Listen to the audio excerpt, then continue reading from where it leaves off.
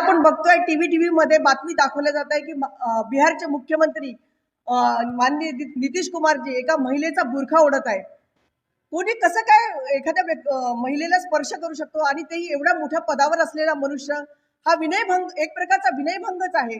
आणि त्याच्यावर बेशरमासारखे टीव्हीवर डिबेट सुरू आहे आणि टीव्हीवर डिबेट करणारे कोण आहे? अँकर महिला असते, विरोधी पक्षाची बाई महिला असते, तिचा मुद्दा मांडणारी महिला असते आणि अत्याचार कोणावर झालेला आहे? महिलावर। म्हणजे महिलाच महिलाच्या विरोधात आहे असं चित्र उभारण्यात येत आहे। ती अँकर बेशरमासारखी विचारते की याच्यामध्ये काही गैर नाही आहे आणि दुसरा एक समाज त्याच पार्टीचा म्हणतो की फक्त बुरखा सोडला ना, आणखी कुठे हात तर नाही लावला ना त्यांनी। म्हणजे इतकं त्याचा बिभत्सपणाचा बेशरमपणाचा कळस गाठलेला आहे। म्हणजे त्यांची मानसिकता अजून सुद्धा गेलेली नाही की स्त्री ही उपभोगाची वस्तू आहे आणि तिचा उपभोग तुम्ही खुलेआम दाखवताय।